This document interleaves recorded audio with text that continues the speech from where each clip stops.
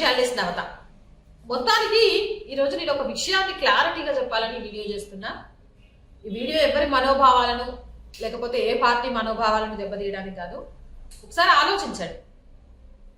Free free free ఉచితం అని ఇంటే చాలు మనుషులు ఏంటో గాబరా గాబరా అయిపోయి ఏం చేస్తున్నామో అర్థం కాకుండా ఉచితానికి పెద్దపీట వేస్తారు.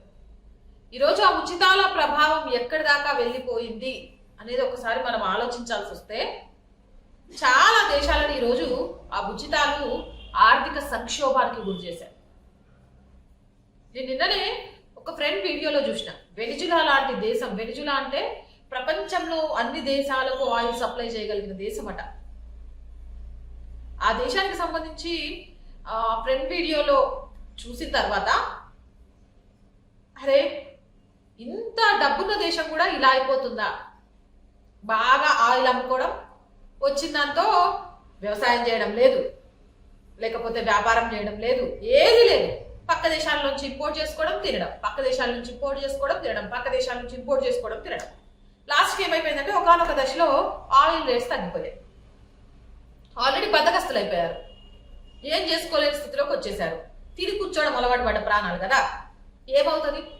ఆర్థిక సంక్షేమానికి గురయ్యి ఒకప్పుడు రిచెస్ట్ కంట్రీగా మారుతుంది అనుకున్న దేశం ఈరోజు దివాలా తీసింది. శ్రీలంక, పాకిస్తాన్ రాజకీయ పార్టీలు కూడా ప్రజలకు మేము మేలు చేస్తాం, దేశాభివృద్ధికి ముందుకు తీసుకెళ్తాం, ఉపాధి కల్పిస్తాం అని చెప్పడం మానేసి ఫ్రీ ఇచ్చేస్తాం, ఉచిత ఎరువులు ఇచ్చేస్తాం, వ్యవసాయాన్ని ఫ్రీగా చేయిస్తాం, ఆడోళ్ళకు బస్సు ఫ్రీగా ఇస్తాం, ఇంట్లో కూర్చుంటే 2500 ఇస్తాం, మగవాళ్ళకు ఉద్యోగం లేకున్నా పర్లేదు నిరుద్యోగ భృతి ఇచ్చేస్తాం, ఆ పిల్లలకు ల్యాప్టాప్లు ఇచ్చేస్తాం, ఫ్రీ వైఫైలు ఇచ్చేస్తాం, మోటార్ సైకిల్ ఇచ్చేస్తాం. ఎక్కడి నుంచి వస్తుంది? ఒకసారి ఆలోచించండి. ఎప్పుడైనా సరే ఒక ఇంటికి సంబంధించి ఇంటి ఆదాయం 100 రూపాయలు ఉన్నప్పుడు ఖర్చు 200 అయితే 1 నెల, 2 నెలలు, 3 నెలలు, 4 నెలలు, 1 సంవత్సరం అప్పు తీసుకొచ్చి ఎంజాయ్ చేయగలుగుతాం. సంవత్సరం తర్వాత అప్పు తీర్చాలి కదా. ఆల్రెడీ బద్ధకానికి అలవాటు పడ్డ వాళ్ళు అప్పు ఎలా తీర్చగలుగుతారు? మన ఫ్యామిలీ అయితే అలా చేయగలుగుతామా? కానీ ఈరోజు రాష్ట్రాలలో ఎన్నికలకు ముందు, ఎన్నికల తర్వాత ఉచితాలను ఎందుకు అలవాటు చేస్తున్నారు? ఎందుకు ఉచితాలను ప్రోత్సహిస్తున్నారు? చాలా విషయాల్ని మనం మాట్లాడుకోవాల్సిన అవసరం ఉంది. మాట్లాడుకొని చైతన్యం కాకపోతే రానున్న రోజుల్లో భారతదేశంలో అనేక రాష్ట్రాలు పాకిస్తాన్, శ్రీలంకలుగా మారబోతున్నాయి. ఎవరో ఒకళ్ళు ఒక వీడియో చూసిన, 4 లక్షల కోట్ల అప్పులకు రాష్ట్రం అయింది, ప్రతి మనిషి నెత్తి మీద 3 లక్షల అప్పు ఉంది అంటే, మీ ఇంటికి వచ్చే మన 3 లక్షలు ఇమ్మని అడుగుతున్నారా? ఇగో నీకు 3 లక్షల అప్పు ఉంది అని అంటారా? ఎందుకు పాపం? కేసీఆర్ సార్ ఓడించిండ్రు అని ఒక అమ్మాయి వీడియో చేసింది, చాలా కామెడీగా అనిపించింది నాకు. తెలిసి చేసిందా తెలియక చేసిందా నాకు తెలియదులే, కానీ అవును, 4 లక్షల కోట్ల అప్పుల కుప్పగా మారిన రాష్ట్రంలో ఈరోజు కరెంటు బిల్లులు కానీ, లేదా కూరగాయల రేట్లు కానీ, రోజువారీ పప్పు ఉప్పు రేట్లు కానీ, పెట్రోల్ డీజిల్ రేట్లు కానీ ఎందుకు పెరిగాయి? అది ఎవరు భరిస్తున్నారు? లిక్కర్ దగ్గర నుంచి మొదలు పెడితే రిజిస్ట్రేషన్ వరకు ఛార్జీలు పెంచుకుంటూ పోతుంటే అది కనబడట్లేదు. పరోక్షంగా మీ మీద పడే భారాన్ని గమనించకుండా ప్రత్యక్షంగా మీకు వచ్చే ఉచితాలను చూసుకుంటూ ఆ ఉచితాల కోసం ఆశపడుతూ ఈరోజు అసలు ఏం జరుగుతోంది? 500కు సిలిండర్ సబ్సిడీ కింద, నిజంగా లేని వాళ్ళకు 500కు ఫ్రీ సిలిండర్ అనేది చాలా గొప్ప విషయం, హర్షించాలి. ఎవరికి ఇస్తున్నాము అనే దాని మీద. రైట్, కౌలు రైతులకు సంబంధించి చేస్తాము, 10 ఎకరాలకు మించున్న వాళ్ళకు రైతు బంధు ఇవ్వమని చెప్పారు. 10 ఎకరాలకు మించున్న వాళ్ళు ఇప్పుడు ఏమంటే మీరు రైతు బంధు ఇవ్వనంటే ఏం చేస్తారు? అది స్ప్లిట్ చేసుకుంటారు. ఈ రోజు 10, 20, 30 ఎకరాలు ఉన్న ఆసాములంతా కూడా కౌలుకి ఇచ్చింది. కౌలుకి ఇచ్చినప్పుడు ఒక కౌలు రైతు 10 ఎకరాలు తీసుకోడు కదా, 3-4 ఎకరాలే తీసుకుంటాడు. ఇప్పుడు రైతు బంధు ఇవ్వాల్సి వస్తుంది, 10,000, 15,000 ఇవ్వాల్సి వస్తుంది. 2 లక్షల రుణమాఫీ ఎంతవరకు చేయగలుగుతాం? వాళ్ళకి కావాల్సిన అదా పనిముట్ల మీద సబ్సిడీ ఇవ్వండి, నాణ్యమైన విత్తనాలు ఇవ్వండి, కొన్న వాటిని వెంటనే పండించిన వాటిని వెంటనే కొనగలగడం చూడండి, మద్దతు ధర ఇవ్వండి. ఇవి వదిలేసి ఫ్రీ 2500 మహిళలకు ఫ్రీ, బస్సు ప్రయాణం మహిళలకు ఫ్రీ. ఏ ఆడవాళ్ళు చేతగాని వల్ల? ఆడవాళ్ళకి శక్తి లేదా? ఆడవాళ్ళు సంపాదించుకోలేరా? ఈరోజు 40-50 వేలు సంపాదించే సాఫ్ట్వేర్ ఎంప్లాయీ కూడా ఫ్రీ బస్సులో వెళ్ళిపోతారు. అమ్మయ్య ఫ్రీ. మరి ఆర్టీసీ ఎలా బతకాలి? పెట్రోలు డీజిల్ ఎక్కడి నుంచి వస్తుంది? ఆ భారం ఎవరి మీద పడుతుంది? ఎవరు కట్టాలి ఆ భారాన్ని? ఎందుకు? ఉపాధి కల్పించి ఉపాధి రంగంలో అడుగులు ముందుకు పడ్డానికి ఎంత పైసలు ఖర్చు పెట్టినా కూడా అది డెవలప్మెంట్, అభివృద్ధి అవుతుంది. కానీ సోమరిపోతులు చేయడానికి ఖర్చు పెట్టే ప్రతి రూపాయి కూడా వినాశనానికి అవుతుంది. కానీ అభివృద్ధికి ఎలా అవుతుంది? 200 యూనిట్ల కరెంటు ఫ్రీ.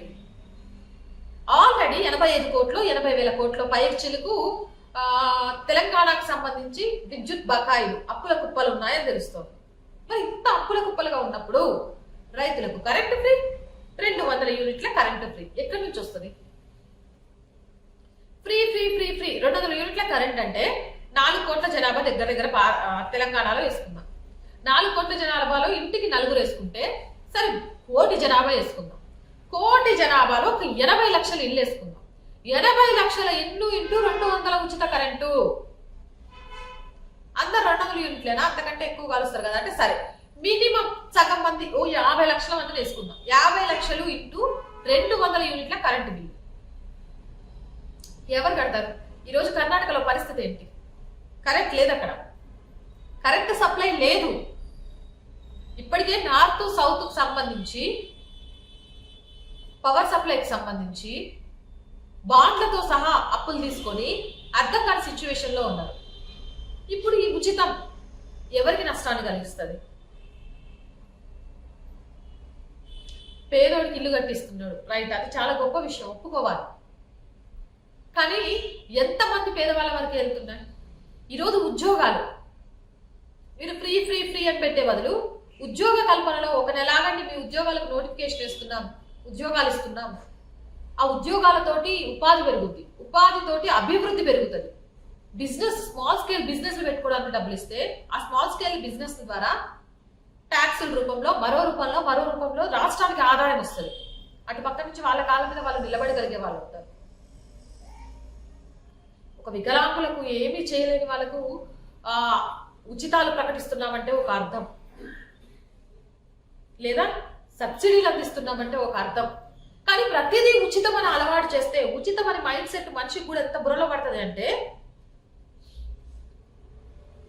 ఉదాహరణ నేనే చెప్తున్నా. ఇప్పుడు నేను వేసుకున్న ఈ డ్రెస్సే ఒక షాపింగ్ మాల్లో కొన్నా, పేరెందుకు, ఒకటి కొంటే ఒకటి ఫ్రీ.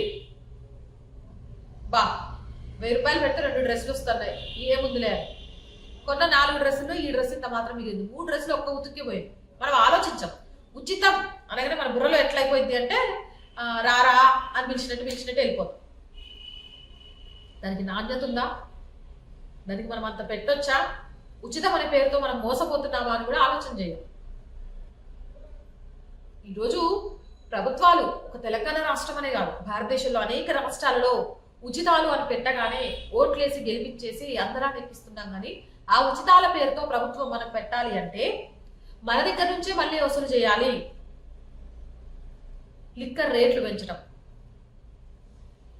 లిక్కర్ టెండర్లు పెంచడం, లేకపోతే ట్యాక్స్లు పెంచడం.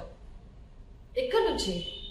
ఓ ఇల్లు కట్టుకోవాలి అంటే పర్మిషన్కి, మిగతా ట్యాక్స్కి ఒకప్పుడు ఎంత అయ్యేది, ఇప్పుడు ఎంత అవుతుంది? సామాన్యుడు అన్ని డబ్బులు కట్టగలుగుతాడా? కట్టాలి.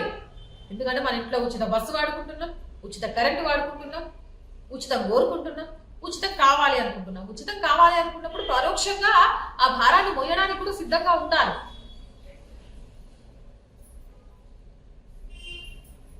రైతులకు ఏం కావాలి? విద్యార్థులకు ఏం కావాలి? విద్యార్థులకు ఫ్రీ ఇంటర్నెట్. ఏం చేసుకోవడానికి ఫ్రీ ఇంటర్నెట్? ఎందుకు? కడుపులో అయినా సరే పట్టినంతే తినాలి, అంతకు మించి తింటే ఏమవుతుంది? అజీర్తి అవుతుంది, అది వికటిస్తే రోగం అవుతుంది. ఈరోజు ఇంటర్నెట్ అనేది విద్యార్థులకు అంతే, వాళ్ళకి ఎంతవరకు కావాలో అంతవరకే వినియోగించడానికి అవకాశం ఇవ్వాలి, ఫ్రీ. అప్పుడు ఏమవుతుంది? అప్పుడు సమాజంలోకి ఒక చీడ పురుగు వస్తుంది బయటికి, కాదంటారా? ఈ రోజు సామాజిక మాధ్యమాలలో ఇంటర్నెట్లలో పిల్లల ముందు ఓపెన్ చేసి చూడగలిగేంత అవకాశం ఉంటుందా? అలాంటి పిల్లలకు మనం ఫ్రీగా ఇచ్చేస్తామని చెప్తున్నారు. ఫ్రీగా మోటార్ సైకిల్ ఇస్తాం, మరి పెట్రోల్ రేట్ తగ్గిస్తామా? పిల్లలకు ఫ్రీ ల్యాప్టాప్లు ఇచ్చేస్తున్నా. ఎందుకు? క్లాస్ రూమ్లో 2-3 అవర్స్ ఒకవేళ కంప్యూటర్ నాలెడ్జ్ కోసం పుస్తకాలను చదివించడాన్ని పిల్లలకు దూరం చేస్తోంది మనమే. ఎప్పుడైతే ఒక పుస్తకం పట్టుకొని కాన్సన్ట్రేట్గా చదవగలుగుతాడో ఆ వ్యక్తిలో ఆలోచన తీరు అనేది సపరేట్ ఉంటుంది, దేన్నైనా అవగాహన చేసుకోగలుగుతాడు. అవన్నీ వదిలేస్తున్నా. ల్యాప్టాప్లు ఫ్రీ, ఇంటర్నెట్ ఫ్రీ, మీ ఇష్టం. నైట్ వరకు సినిమాలు చూస్తారో ఇంకేం చేస్తారో, కానీ ఓటు మాత్రం మీ ఇంట్లో వాళ్ళకి మాకే వేయించినట్టు. ఒకప్పుడు ఉల్లి రేట్ ఎంత, ఆలుగడ్డ రేట్ ఎంత, పప్పు రేట్ ఎంత, బియ్యం రేట్ ఎంత, నూనె రేట్ ఎంత, ఇప్పుడు ఎంత ఉంది? దాని మీద పడుతున్న ట్యాక్స్లు ఎంత ఉన్నాయి? ఒకప్పుడు ఇల్లు కట్టుకోవడానికి మీరు గవర్నమెంట్ పర్మిషన్స్ కోసం ఎంత ఖర్చు చేసేవాళ్ళు, ఈ రోజు ఎంత ఖర్చు చేస్తున్నారు? ఆర్టీసీ కనుక ఇలాగే అప్పుల కుప్పలోకి వెళ్ళిపోతే, ఆర్టీసీ ఆస్తులు ప్రభుత్వంలో విలీనమై వాటి మీద కూడా అప్పులైపోతే, ప్రభుత్వ రంగ సంస్థ గిన్నిస్ బుక్ ఆఫ్ రికార్డ్ ఎక్కిన ఆర్టీసీని మనం కాపాడుకోగలుగుతామా?